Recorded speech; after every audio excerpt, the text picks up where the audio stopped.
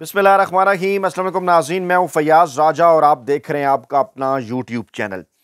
दोस्तों, ये एक इतनी बड़ी अनहोनी है कि आप इसे ख़त्म होने वाले साल 2024 की सबसे बड़ी डेवलपमेंट भी कह सकते हैं। जी हां, पाकिस्तान के ताकतवर हलकों की जानिब से इस ख्वाहिश का इजहार कर दिया गया है कि आसिफ जरदारी और नवाज शरीफ इमरान खान से बराह रास्त मुज़ाकरात करें, इमरान खान को मनाएं, जेल से बाहर आने के लिए इमरान खान को कायल करें कि मौजूदा सूरत हाल के अंदर अगर आप हमारी कुछ बातें मान लेंगे तो आगे चलकर मामलात मजीद बेहतर हो सकते हैं। पाकिस्तान तहरीक इंसाफ के कारकुनान को बिलखसूस और पाकिस्तान के अवाम को बिलअमूम मुबारकबाद कबूल करनी चाहिए। आपको मुबारक हो, क्योंकि आपके कप्तान इमरान खान ने वो कर दिखाया है जो पाकिस्तान की तारीख में कोई भी सियासतदान कभी पाकिस्तानी इस्टेब्लिशमेंट के मुकाबले में नहीं कर पाया। जी हां, पाकिस्तान की माजी में दो बड़ी सियासी जमातें समझी जाने वाली पीपल्स पार्टी और नून लीग और पाकिस्तान के दो सियासी रहनुमा जुल्फकार अली भुट्टो और नवाज शरीफ को बैकफुट पर धकेलने वाली पाकिस्तानी इस्टेब्लिशमेंट क्या पाकिस्तान तहरीक इंसाफ और इमरान खान के मुकाबले में शिकस्त तस्लीम कर चुकी है, और क्या आइंदा आने वाले दिनों में इमरान खान पूरी सज धज के साथ वापस आ रहे हैं? इन्हीं पहलुओं पर रोशनी डालेंगे, इनकी वजूहात में जाने की कोशिश करेंगे और आपको बताएंगे कि आखिरकार इन तमाम तर चीज़ों के पीछे है क्या। क्यों आज नून लीग के तीन अहम तरीन रहनुमाओं की जानिब से, जिनमें से दो का करीबी ताल्लुक पाकिस्तानी इस्टेब्लिशमेंट के साथ है, उनकी जानिब से भी इस ख्वाहिश का इजहार किया गया है कि पाकिस्तान तहरीक इंसाफ के साथ मुज़ाकरात कामयाब होने चाहिए। आगे बढ़ने से पहले पाकिस्तान तहरीक इंसाफ का DGISPR साहब की कॉन्फ्रेंस के ऊपर ताज़ा तरीन मुवक्कफ, ताज़ा तरीन रद्द अमल रोज़ाना की बुनियाद पर जो सामने आ रहा है। आज क्या कहा उमर अयूब, शिबली फराज और दीगर पाकिस्तान तहरीक इंसाफ की क़यादत ने, यह जनाब आपके सामने रखना अज़हद ज़रूरी है, तभी तमाम तर मामलात का बैकग्राउंड समझकर हम आगे बढ़ सकते हैं। उमर अयूब साहब ने एक बार फिर बड़े ही दबंग अंदाज में इस बात का ऐलान किया कि जनरल कमर जावेद बाजवा ने कलअदम तरीके तालिबान पाकिस्तान से मुज़ाकरात का कहा था। आपको याद होगा कि एक डिबेट चल रही है, सवाल पूछा गया था DGISPR साहब की जानिब से कि किसकी ख्वाहिश पर 2021 में तरीके तालिबान पाकिस्तान से मुज़ाकरात किए गए थे।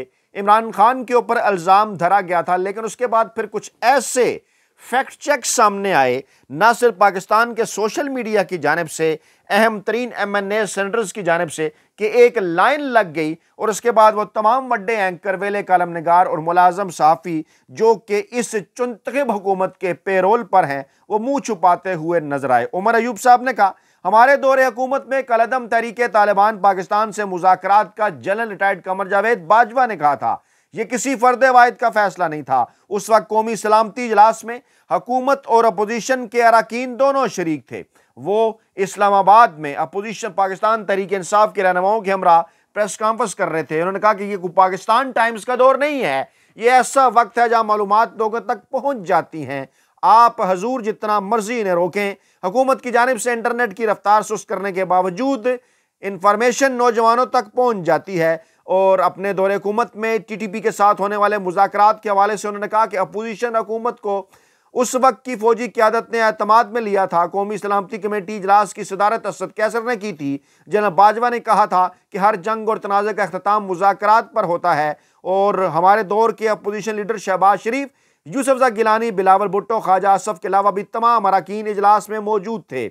उमर अयूब साहब ने एक बार फिर स्मगलिंग की बात की, और यह बात बड़ी मानी खेज है, क्योंकि वो बार बार बलोचिस्तान और खैबर पख्तूनख्वा के ईरान और अफगानिस्तान बॉर्डर्स का जिक्र करते हैं कि सरहद पर मामलात जिन लोगों के हाथ में है, किन लोगों के हाथ में है, आप भी जानते हैं, मैं भी जानता हूं। कमेंट बॉक्स के अंदर जरूर ये बात बताएं कि उमर अयूब साहब किसकी जानिब इशारा कर रहे हैं, कि सरहद के मामलात किसके पास हैं। उमर अयूब कह रहे हैं उनसे पूछा जाना चाहिए, सवाल किया जाना चाहिए, रियासती वसाइल को बरोए कार लाकर आप स्मगलिंग का सद्देबाब क्यों नहीं करते। ये सिर्फ उसी सूरत में होगा जब इदारे अपना अपना काम करेंगे। अगर आप कुछ और काम करेंगे तो फिर आप अपना काम कैसे करेंगे। उमर अयूब ने कहा 5 जुलाई 2022 को तहरीक इंसाफ की हुकूमत नहीं थी। उस वक्त की PDM हुकूमत ने यह कहा था कि हमारे मुज़ाकरात कलअदम TTP के साथ चल रहे हैं, तो वो PDM 1 की हुकूमत थी जिसे पाकिस्तानी इस्टेब्लिशमेंट लेकर आई थी। पीटीएम की हुकूमत के खात्मे के बाद पीडीएम की हुकूमत के दौर में कलअदम टीटीपी से मुज़ाकरात किए गए। उस वक्त की अस्करी क़यादत और हुकूमत ने मुज़ाकरात जारी रखने की बात की थी और 9 मई और 26 नवंबर के वाक़यात के हवाले से उमर अयूब ने एक बार फिर वाज़ेह कर दिया कि यह हमारा बुनियादी मुतालबा है कि दोनों वाक़यात के ऊपर जुडिशल कमीशन बनाया जाए। वज़ीर दाखिला मोहसिन नकवी ने कहा था, दावा किया था कि वो डी चौक 5 मिनट में खाली कराएंगे और फिर उन्होंने गोली चलवा कर यह काम किया। लेकिन वहां पर 9/11 के बाद दहशतगर्दी की जंग में इस्तेमाल होने वाले हथियार इस्तेमाल किए गए। ये बड़ा इंपॉर्टेंट नुक्ता है। यानी एक बार फिर उमर अयूब ने बगैर नाम लिए पाकिस्तानी इस्टेब्लिशमेंट की जानिब इशारा किया। ज़ाहिरी बात है जो अमरीकी इमदाद आती थी पाकिस्तान के पास दहशतगर्दी के खिलाफ जंग में, वो किसके पास जाती थी? बराह रास्त पाकिस्तानी फौज के पास। दहशतगर्दी की जंग में इस्तेमाल होने वाले हथियार इस्तेमाल किए गए 9/11 के बाद, यकीनन जो अमेरिका ने पाकिस्तान को दिए। तो किसकी जानिब इशारा है? कमेंट बॉक्स में ज़रूर आपने बताना है। शिबली फराज ने कहा, किसी किस्म के तशद्दुद और इंतहा पसंदी के हम हरगिज़ हामी नहीं है। तमाम सियासी कैदियों को रिहा किया जाए। इमरान खान से लेकर पाकिस्तान तहरीक इंसाफ के तमाम वर्कर्स को सियासी मुकदमात में जानते बूझते उलझाया गया है। इमरान खान को 500 से ज़ायद दिन हो गए हैं जेल के अंदर। बड़ा ही डट कर और बड़ी ही बहादुरी के साथ जो है असूली मौक़िफ़ अपनाया हुआ उन्होंने जेल के अंदर हैं और वो बहादुरी के साथ जेल काट रहे हैं।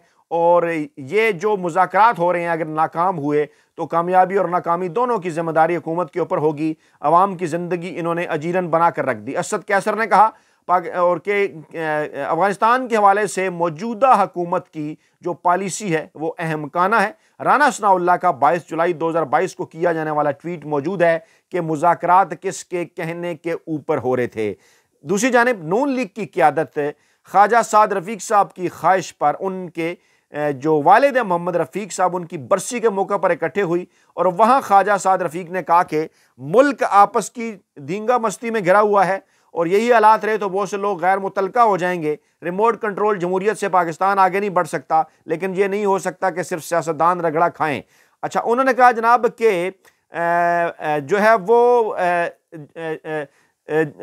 इस ख्वाहिश का उन्होंने भी इजहार किया। उन्होंने कहा कि जो मुज़ाकरात हैं पाकिस्तान तहरीक इंसाफ के साथ, जो मुज़ाकरात हैं वो उस मुज़ाकराती अमल को कामयाब होना चाहिए और किसी की सियासत को दफन नहीं किया जा सकता।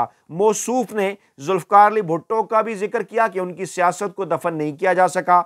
नवाज शरीफ का जिक्र किया कि उनकी सियासत को दफन नहीं किया जा सका। कौन? इस्टेब्लिशमेंट वाकई उनकी सियासत को दफन नहीं कर सकी।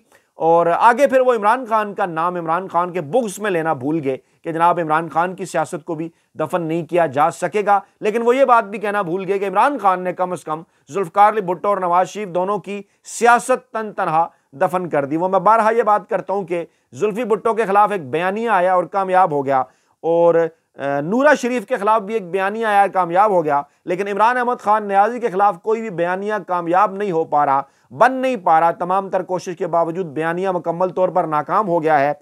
और आप ज़रा याद कीजिए कि जब पीपल्स पार्टी को दीवार से लगाए जाने के बाद इलेक्शन हुए तो क्या नताइज सामने आए थे। पीपल्स पार्टी को कितनी नशिस्तें मिली थी 88 के इलेक्शन के अंदर। उसके बाद नून लीग को दीवार से लगाने के बाद जब 2002 के इलेक्शन हुए थे तो क्या नताइज आए थे सामने, ज़रा याद कीजिए। और अब पाकिस्तान तहरीक इंसाफ को उनसे कई ज़्यादा ख़तरनाक और जालमाना इक़दामात करके जब दीवार के साथ लगाया गया तो क्या नताइज आए। जी हाँ, शर्म के मारे जो है मुंह छुपाते फिर रहे थे।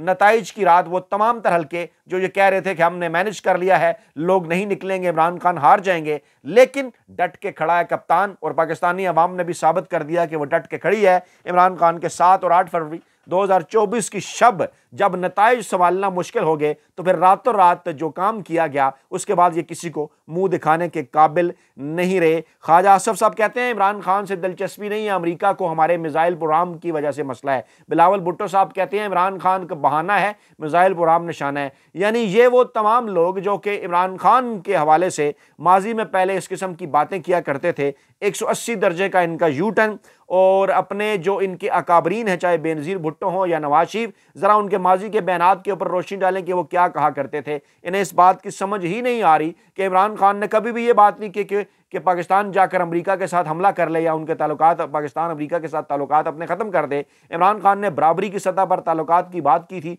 और यही बात इन्हें समझ नहीं आ रही कि जब जो बाइडेन इंतजामिया की जानिब से पाकिस्तान तहरीक इंसाफ के सरबराह इमरान खान, पाकिस्तान के मुंतखब वज़ीर-ए-आज़म इमरान खान और पाकिस्तानी रियासत के साथ मत्था लगाने की कोशिश की गई तो इमरान खान ने दबंग अंदाज में जवाब दिया था कि एब्सोल्युटली नॉट। और जब डोनाल्ड ट्रंप इंतजामिया इस बात का एतराफ़ कर रही है कि इमरान खान पाकिस्तान के लिए बेहतरीन रहनुमा है और उनके खिलाफ तमाम तरह केसेस सियासी हैं, तो इमरान खान इसको इनकरेज कर रहे हैं इस बात को। तो इसमें ऐसी क्या दो राय है कि आप कहते हैं जनाब अमेरिका के पहले खिलाफ थे, अब अमेरिका के हामी हो गए। ये अमेरिका के खिलाफ अमेरिका के हामी होने की बात नहीं है, ये दो पॉलिसीज़ की बात है। इमरान खान आज भी अपने इस मौके पर खड़े हैं कि जो बाइडेन इंतजामिया ने, अमरीकी इंतजामिया ने पाकिस्तानी इस्टेब्लिशमेंट की मदद के साथ पाकिस्तान के अंदर सहूलतकारी करा के, फैसिलिटेट करके, इस्टेब्लिशमेंट के जरिए सियासी जमातों से मुलाकातें करके इमरान खान की हुकूमत गिराई। और जब अब डोनाल्ड ट्रंप इंतजामिया इस बात को तस्लीम कर रही है तो इमरान खान यही बात कर रहे हैं। तो इसमें कहाँ से दो राय होगी इमरान खान की? तो ख्वाजा साद रफीक साहब को ये तमाम चीज़ें भी ज़रा सोचनी चाहिए। मौसूफ कहते हैं मौलाना फजल रहमान, हाफिज़ नईमुर रहमान, शाहिद खकान अब्बासी, डॉक्टर मालिक बलोच, आफ्ताब शेरपाव, पीर पगड़ा, चौधरी निसार अली खान समेत दीगर स्टेक होल्डर्स को कमेटी का हिस्सा बनाना चाहिए। कौन है ये सब लोग? दो नशिस्तें भी जीतने के काबिल ये लोग नहीं हैं और इनको जनाब हिस्सा बना लिया जाए और कह रहे हैं जनाब कि ये मुल्की मामलात का हल निकालें। सीनियर सियासतदान है ये। मौसूफ कहते हैं सियासत का मुकाबला गैर सियासी तरीकों से नहीं किया जा सकता। जी बिल्कुल ऐसा ही है। ना आप माजी में इमरान खान का मुकाबला कर पाए और ना आगे चल कर कभी इमरान खान का मुकाबला कर पाएंगे। राना सनाउल्लाह साहब ने इस ख्वाहिश का इजहार किया है। राना सनाउल्लाह साहब पाकिस्तानी इस्टेब्लिशमेंट के इंतहाई करीब समझे जाते हैं, नवाज शरीफ साहब के भी बड़े करीब समझे जाते हैं। गोया उनकी इस ख्वाहिश को नवाज शरीफ की ख्वाहिश भी समझा जाना चाहिए, पाकिस्तानी इस्टेब्लिशमेंट की ख्वाहिश भी समझा जाना चाहिए। मौसूफ ने कहा कि नवाज शरीफ, इमरान खान और आसिफ जरदारी मुज़ाकरात के लिए बैठ जाएं तो ज़्यादा बेहतर होगा। तो इस ख्वाहिश का इजहार तो इमरान खान की जानिब से कभी नहीं किया गया। इमरान खान तो बड़े ही वाज़ेह अंदाज में कहते हैं कि नहीं जनाब, आपसे किसी किस्म के कोई मुज़ाकरात नहीं होंगे।